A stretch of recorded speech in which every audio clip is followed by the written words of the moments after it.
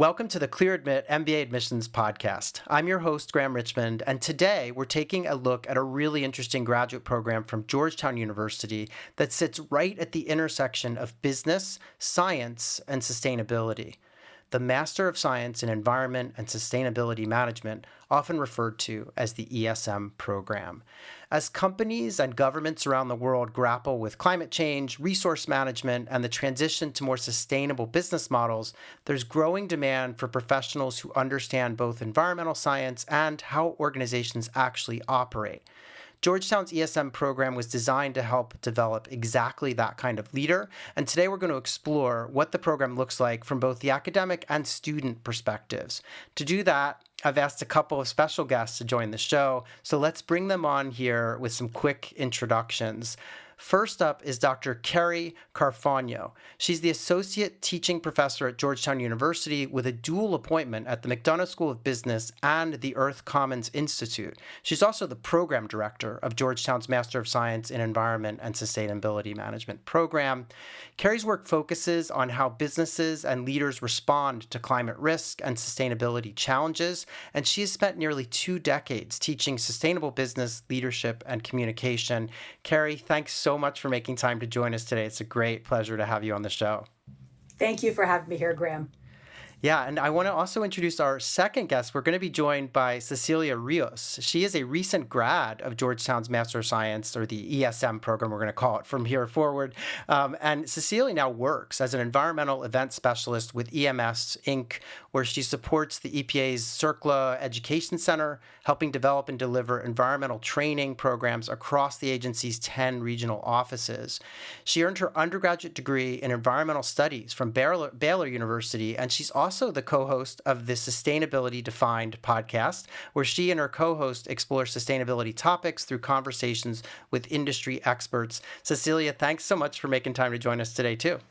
Hi, Graham. Thanks for having me. And also, hi, Kerrie. Lovely to see you again. Great to see you. Yeah, I love it. We've done this before where whenever I can, having a current student or recent grad combined with someone who's faculty and in kind of the administration at a program, I just always think paints such a complete picture. So I cannot wait to dive into these questions for you guys. I want to start with Kerrie. We'll start with, the ESM program at Georgetown is like a joint initiative, right, between the Earth Commons Institute and the McDonough School of Business. Can you give our listeners the quick overview? Like, what is this program designed to do and who is it for? The ESM program is a joint initiative between Georgetown Earth Commons Institute and the McDonough School of Business. It's designed for students who want to lead sustainability initiatives across sectors, and it's a 10-month, 30-credit master's program that's STEM designated. That 50-50 split means the students are getting leading content from business leaders in our business school, as well as leading scientists from the Earth Commons Institute. The cohort size is about 45 to 55 students each year, and those classes that our students go through with the cohort model are for ESM students only. This means the professors are able to customize the course for our students. So the students are getting finance, accounting, strategy, but they're also getting a finance professor that is using examples that are all centered around sustainability. You're going to learn future value of money and how to calculate it, but you're going to do it through the lens of sustainability, both for strategy, for profitability, as well as for financial stability and what is a good investment and what isn't. And students benefit from getting both that science and the business together and getting that perspective as they go through this with a cohort model, where they're learning from professors that know their areas of interest, but also want to make sure they've got all the fundamentals they need to be successful. Yeah, and it's just such a, this has been, kind of, the writing's been on the wall for a while that this is so critical, and companies everywhere are kind of dealing with this stuff. And, I want to turn to Cecilia now. I want to ask you a question about what drew you to the ESM program at Georgetown, and what kinds of career goals or interests brought you into the sustainability space to begin with? Great question. To be honest, for me, the MS-ESM program was kind of a next stepping stone in my academic career. My undergraduate degree was in environmental science with a minor in business, and this program fully took that a step further and dove into, the world of business and science in an interdisciplinary way that was really interesting and connected all these foundational problems that I was already interested in. and just further explained this discipline even more. What I really liked about the program, however, was how everyone was from a different background. So we got to have really productive conversations and discussions and learn from many different perspectives. And I think that's what drew me to this program specifically, was how everyone was so different. We got to learn from a lot of different point of views, cultures, backgrounds. It was really cool. Yeah, and I can see how, given your undergraduate background, this type of degree makes a lot of sense because it sort of takes it all to the next level, For sure. right, at that kind of master's level. I guess, Kerrie, I want to turn back to you. One of the most distinctive aspects of ESM is the 50-50 blend, as you said, of science and business. And I wondered, how does the curriculum bring those two perspectives together? And why is that combination important for today's sustainability challenges? Just thinking about, because when you think about a typical sort of business school program, it's all accounting, finance, et cetera. And so the idea of marrying that with some hard science and, it's really both fascinating, but also maybe challenging. So walk us through how that's all come together. Yeah, it's actually been a lot of fun, and it's a lot of fun to watch the students work on it because it has been very purposeful. We get the accounting, finance, strategy, and supply chain operations, all the things you're talking about, but we also marry them with scientific measurement, understanding of scientific systems. And that idea that students are doing both really, in our opinion, gives them a competitive advantage out in the world. Because, as Cecilia talked about, you might have an environmental science background or you might have an accounting background, but you get to be on a team with each other and figure out how those strengths, as well as the content you're learning, can build something of more value. So the synergy is really there. One of the things with the climate science, the energy systems, the ecosystems they learn is that the students all get Greenhouse Gas Protocol Scope 3 certification. So they get that, and then they get in the classroom and they learn LCA life cycle assessment, where they learn open LCA software. And then they go into a supply chain course where that professor knows they've already learned this material. And so you get a benefit not only from the business side as you're looking at a business model, but you understand the science that built the decision making on how you look at the life cycle of a product to know its impact in the world. And so it gives a perspective and a deeper understanding of the material than you could get in either individual classes or just with a business degree or just with a science degree. Yeah, and I will say, you do hear some universities saying, oh, come and do an MBA and you can take a couple of elective courses in our School of Environment. And this is so different from that in my view, because it just feels far more thorough and you're just giving people so much more in terms of preparing them. I want to stay with you, Kerrie, because I have a question about kind of the way the program is structured. I mean, one thing that comes up in research about graduate education is how isolating it can be, and how cohort models help create sort of a built-in support system for students.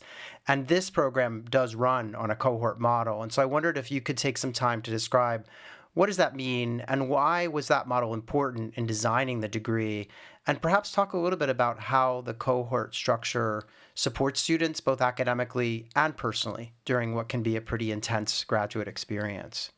I'm so glad you asked that. It's a passion of mine that we have the cohort model. One of the biggest reasons that I love it is Jesuit universities in general, particularly Georgetown, really believes in cura personalis, which means basically care for the whole person. And we think the cohort model is a big piece of that. You've got this idea of students learning together. You've got an idea of recognizing that we will not succeed in the things we want to do in this world unless we learn to work together. So students that are recently out of school, along with students that have been out of school doing a career pivot, say 6 to 8 years, and even some students that have come back after decades of being in the work world and want a sustainability degree, are all in this cohort together, learning from one another in groups. But because of that cohort model, there's a certain synergy of them getting to know one another, getting to work with each other, but it also gives them the ability to not feel alone, which research has shown is definitely a problem, particularly in grad school, where you take a class here and there and you meet a few people, but a lot of people are busy. They work as well outside of the program often. Because of the cohort model, our groups really get to bond more, get to spend more time together. And so you get a social support network and an emotional support network, as well as, frankly, a network of people that become your peer mentors and then go on to become contacts out in the work world in an area where you know what they're capable of and they know what you're capable of. Then you add to that the biggest reason that we initially did it, which is the pedagogical reasons. What I just mentioned, the idea that the finance professor knows everyone's already had accounting. They didn't just take them in whatever order. And also, our students learn R. They learn R with a professor of science who he then, in his spring semester, can add in his scientific courses. He can expect them to create their own research because he knows what they're capable of from a data analytics standpoint. He's also challenged them to do storytelling with data. I also do some data viz. That means every professor after us knows what they can expect. They know what they can expect out of a group project, and frankly, they can expect more. So the students are getting more out of a 1.5 credit course than they would have otherwise, because each professor knows what they've already learned and can build off of it. So we tend to share our syllabi. Our supply chain course also builds off of the fact that the students have already done greenhouse gas protocol certification. And so he doesn't have to do that kind of foundational work in a 1.5 or a 3 credit course. That professor can go straight into the meat of it and go deeper. So we get more quality in our content and what the students learn in a 30 credit master's program, as well as we get more camaraderie and support. The other thing that's really fun for me in the cohort model is if you've got a student that knows are coming in, they get really popular early on in the program because they help others. 2 years ago, one of the students was like, hey, if you buy the pizza, I will stay around for anyone. And it pretty much became almost a post-course pizza party where they were all learning R together. Then when you got into econ, that person then relied on someone else to be like, no, I've got more of a background in here. Let me help you out. So that idea that they're learning to learn from each other is going to serve them well, because climate change, what we're doing with sustainability, it's evolving rapidly. The learning how to learn is as important as the content we're teaching. Yeah, I love that you're talking about all the sort of the connected nature between one class and another, and the faculty obviously collaborating to know what students are coming in with, what they just did in the prior unit, et cetera. Cecilia, I'm dying to talk to you about this. Tell me a little bit about the learning experience. Like, what did it feel like day to day while you were going through this program? What are the classes like? And just what was it like being within that cohort? Yeah, I talked a little bit about this before, but I really loved how everyone was from a different background, not just academically, but culturally as well. We got to have really productive conversations, especially with the topic of climate change, where you need a fully rounded perspective. It was really interesting to learn in that way. I think Kerrie mentioned this as well too, and this is such a great point for a cohort model, but learning from other people was truly an experience that I didn't get to have that much in undergraduate. I think undergraduate is more sort of focused on you and your own, journey in learning your degree, but this master's program really does facilitate conversations and group work, which I think is something that is very important in preparing, for you to go on and do your job, because nothing is very individual anymore. Everything is very collaborative and group focused. And I think this master's did a really good job of that, and allowing you to lean on other people and learn from them, but also you becoming the teacher helps you learn that material, at an even greater scale than you could have learned before, I think. What else? I just really like the cohort model as well. In a world that is post-pandemic and we're always looking for a community outlet, I think this master's program really provided that. We were all sort of in the same boat, coming in, looking for jobs, just struggling together.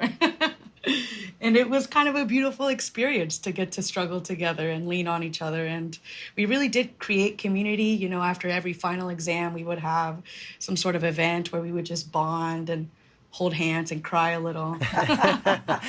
Excellent. So I want to ask Kerrie a question, because I realized, in some of the research that I was doing, that this program is based on Georgetown's Capitol campus in DC.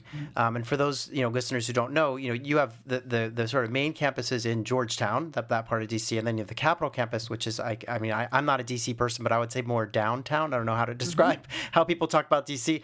But how does that location influence the learning experience? Whether, through guest speakers, policy exposure, or career opportunities? Because I'm guessing, I'm picturing you guys are a stone's throw from where laws are being made, where policies are being written, et cetera. So take me through some of that. How does that impact the experience in this program? Yeah, the Capitol campus is a newer campus for the ESM program, but it's really one building up from the law school, and the law school's been here for generations. Mm-hmm. And so we're just really part of that expansion of the campus in this area. But the road, as I come in every day to work, I get basically the shot of the Capitol that you see in all the movies, which is very surreal.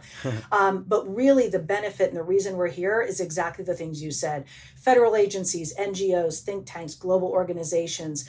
We've got an adjunct professor that comes in from Brookings, and it's an easy commute. We've got someone that comes in from New York to teach, that's a specialist, that comes in on the train and walks 2 blocks to get to our 111 Massachusetts Avenue location.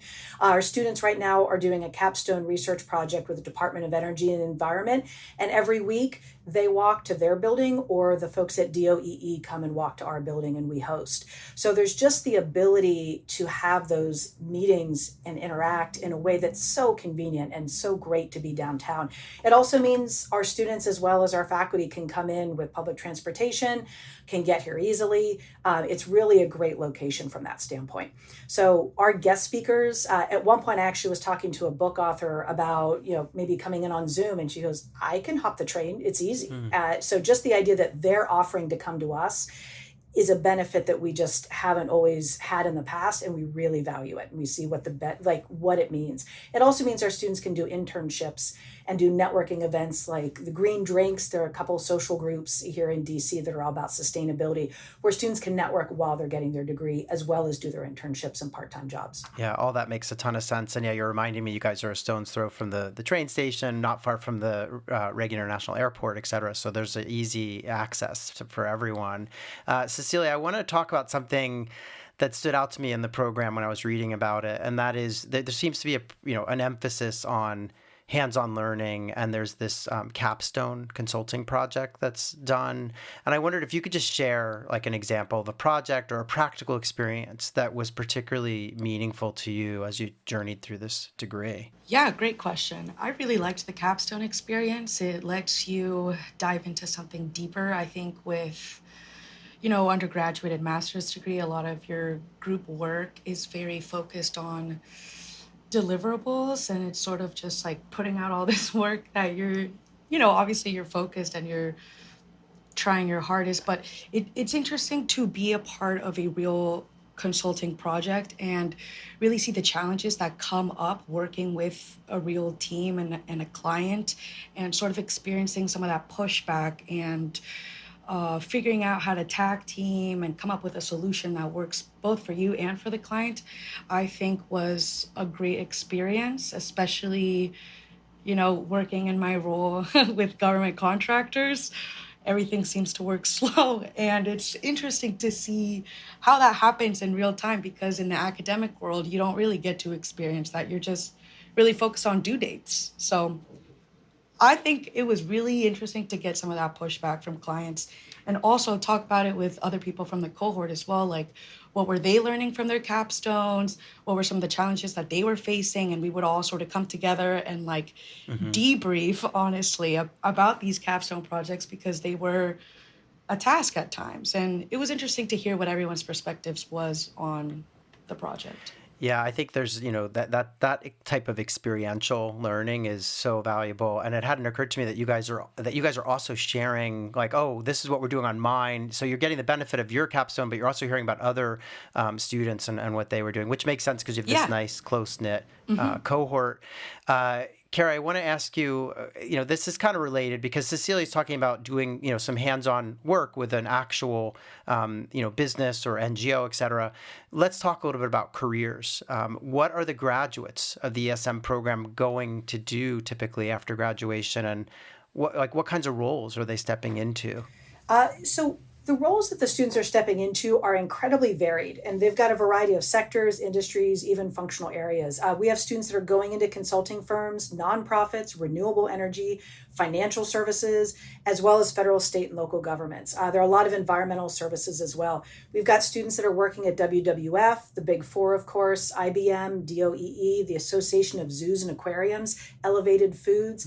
So it's everything from really large companies that you'll hear the name of to companies that are making an impact in more specified ways. What's really interesting also is the job titles vary just as much. We've got regenerative agricultural specialist, SPC supply chain analyst. We've got green building program analyst. We've got an ESG associate, a senior investor that's working at Calvert. These positions vary widely. And part of that is while the program and the cohort, the students go through the courses together, they take the courses together, but we do leave flexibility for their areas of interest as they're working on them. Same thing with the capstones that Cecilia were mentioning. We have capstones that are working very much with like telemetry in a shipping company in Greece right now to how they can basically save fuel in their model. And we've got students that have done Series A funding demand analysis and help put together the first Series A pitch for a startup HVAC company that was using sequestered CO2 as their natural coolant. They got their Series A funding literally while the capstone project was going on. And while you have those wide variety of things, we also have a group that is working with L'Oreal this year. We had another group work on L'Oreal last year. Last year was marketing badging. This year is much more trying to address the SB 54 mandates that are coming out of California. So the projects vary, and we do that on purpose so that our students, whether they are trying to build their experience because they're earlier in their career or they're trying to do a career pivot, they're set up for success to be able to do what they need to do.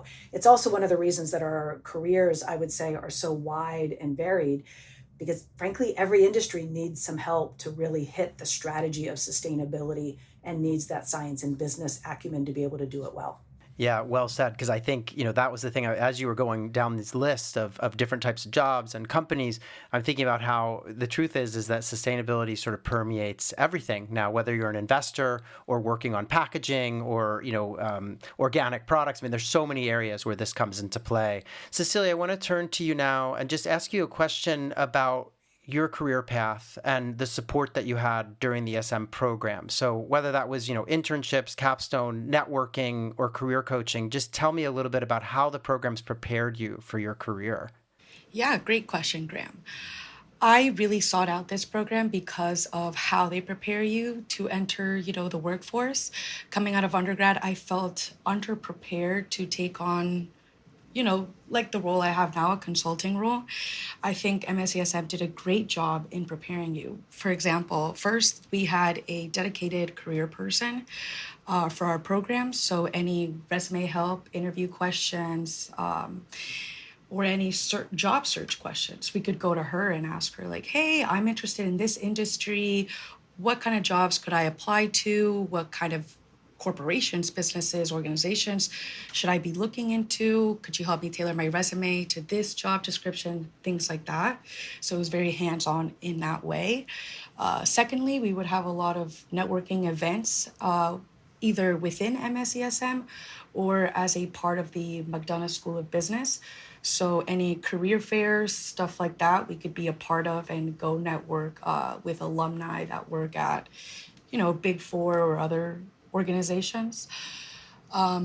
Additionally, we could use the McDonough School of Business Career Center. So again, if we wanted more interview prep or resume help, we could contact the current MBA program students and actually sit down with them and sort of do a mock interview or just get more peer coaching one-on-one help as well. We also had a summer career prep course from MS-ESM where we took online classes to sort of get our resumes ready, get ourselves, get started on thinking, where do we want to work? What industry do we want to get into? And just really start, popping those questions around our heads and start talking about it. We also had a good number of guest speakers come into our program that I think opened our eyes to a lot of niche industries as well. For example, Scott Breen came in, he talked about can manufacturing and recycling, and it was really interesting, to hear about his career trajectory as well. He was a Georgetown alum as well. Not in this program because it wasn't, running yet. Not to call him out on his age, but we had very interesting guest speakers, and they would be very willing to, take our emails and connect us with whoever they could connect us with and just keep networking through them. And I actually found my podcast opportunity through Scott Breen, one of the guest speakers, who he came to speak to our class, and he was like, I need someone to take over this podcast. People started applying, and I got my job through one of the guest speakers. So that was pretty cool. So overall, I think the MS-ESM program did a really good job in prepping us to enter the workforce. And I think something that they did a really good job in was just helping us figure out what industry to get into. Because Kerrie mentioned sustainability is, across every single industry. So to find your niche is something that I think is very challenging and something that the MS-ESM program does very well in the different amount of classes, the professors that we have. We can talk to so many people about so many different things. And so I really like that about the program. Yeah, and I think you're making an interesting point, which is that it sounds like you had access, as you say, to the McDonough School of Business's kind of career center, which, obviously a lot of robust offerings there, but also some more personalized coaching within the program to get your resume up to speed and all that stuff. So, I mean, clearly you landed a nice role post program. So that's the good news here.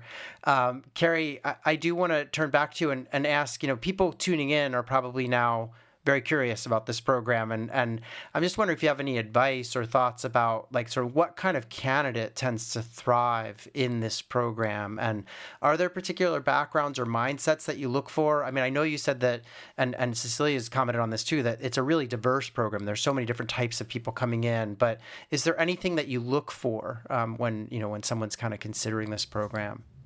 Yeah, it's a great question. We do a lot to want our cohort to be heterogeneous so that they learn from one another. That the person that has experience in Greece, we've got a Fulbright student right now from Greece, and she adds to the conversation along with learning with everyone else. In the past, we've had students from all over the world, and they bring their country knowledge, their regional issues and challenges, and they get to share that in the classroom. Our professors, too, come from a wide range of areas. And I think one of the things when you're looking at people thinking about the program, thinking if there'll be a fit, if they want to make an impact, that's probably the only thing that's homogenous about our cohort, is that they are passionate about wanting to make an impact. And then past that, we work with them for their strengths, their weaknesses. They'll often hear me say, if you're not uncomfortable at some point in the program, we've fallen down on the job because we should be stretching you. This should be a challenge to do. At the same time, you're set up for success. You're not in it by yourself. I think a lot of those individual courses, you can say, oh, am I the only one not getting it? In a cohort model, you can be like, oh, I'm struggling, but there are other people struggling too. We're going to struggle together and figure this out. And you get more of this attack the problem rather than be overwhelmed by it. So when we're looking for students, it's really that idea that we certainly are going to have a bunch of quantitative information. So they're going to have to be willing and want to do some quant work, but they're also going to need and want to be able to do strategy, thoughtfulness. How do you make an impact? How do you lead? How do you communicate in a way that other people catch up to where you are? And so as we look at all the different things that we're focusing on from this, we want people who want to take the time to explore their area and their area of passion. So Cecilia mentioned our Career Center, which has been absolutely wonderful. We also have a dedicated person just for the ESM program to work with our students specifically for sustainability, to make sure that they get where they need and where they want to go. And so while it's definitely the student's journey, we want to make sure they're set up for success as they do that. One of the things that we often challenge, or I'll say at the beginning, is keep reading the news, look at a bunch of news that talks about sustainability, and start tracking where you're looking at the title versus when you read the whole article. Mm-hmm. And I often say when you start reading the whole article, that's an indicator of maybe where you want to work in the industry rather than just what you find interesting. A lot of our students come in and say, everything's interesting. What do I do? How do I narrow this down? And that's one of the challenges we'll say is, unless you've got that clear vision already, let's help you find that clear vision so we can get you set up for success. Yeah, great points. Cecilia, I want to turn back to you and just ask you kind of a broad question, but, imagine someone's tuned into this episode and they're thinking about applying to the program, or even more broadly, they're thinking about a career in sustainability. what advice would you have for someone who's so imagine yourself several years back, what advice would you give? Great question. I heard this piece of advice from a guest on my podcast, and it stuck with me ever since I heard her say it. I honestly can't remember who said it. I've interviewed so many people, but I wish I remembered. I asked her what was her best piece of advice for, young professionals coming into this space. And she said to be courageous, brave, and impatient. And I loved it. Sustainability is something that you can never be patient, but you also have to be patient at the same time. Change is uncomfortable, like Kerrie said, and it takes time. I think sustainability, professionals are all brave. They're all working in this very dynamic field where anything can change at any point. It's a wicked problem. It's very interdisciplinary. You have to be creative, focused, impatient, and brave to demand change and demand people to, believe in what you're saying. Basically, you have to convince people, you have to be persuasive, but you also have to be patient and you have to be understanding. And you just really have to be patient, but at the same time, impatient. Yeah, it is. I hear you. I mean, I understand it's a challenging, field in the sense that, like you said, it's interdisciplinary. Things change with, administrations coming and going and policy. I mean, there's just so many kind of balls in the air. Yeah. I want to turn back to Kerrie to kind of close things out here. I wanted to ask you, what excites you most about the future of this space and in particular the role that programs like ESM can play in shaping the next generation of leaders? When you first asked that question, what excites me, I was going to say the students. There is nothing more fun than getting a passionate group of students who want to problem solve and then just start talking about how can we get into the wicked problem? How can we address all the different things that are causing a challenge and start taking it apart and using the expertise that comes with each cohort and now with our alumni base. I think that's a big piece of it. There are great MBA programs out there. And one of the things we love about the ESM is it has that business focus. But even our accounting courses talk about the impact, the rules with a lens on sustainability, the finance, same kind of thing. Our responsible investing course is all about investing, and you get all the things you would expect in that course, but you also get it through the lens of long-term benefit, stability that comes with investing in companies and organizations that are doing it well. You don't get the scandals. You don't get, right now, oil prices, right? They pop up, they pop down. You start understanding that there's value there to be made, but it's also highly volatile. So to be able to have those kinds of conversations, it makes me really excited to know that these groups of students are going out and becoming alumni that are problem solving. There's a lot of new tech, there's a lot of people, and one of the beauties of this is the research has shown even when the government is not putting money into projects that had been planned or renewable energy projects, they're going ahead anyway. They're going ahead because wind is cheaper than coal. It's cheaper to manufacture energy from wind. And so it's just a good business decision, which means it's good financial hygiene. And so when you know that and you can understand that and you can build from that model, you get people that really have the ability to make a powerful impact. Yeah, well said. It's just been so fascinating to hear all about this. And I would think that it's got to be very inspiring to see these students come into the program. And obviously now with folks like Cecilia out there in the world to see what they've gone on to do.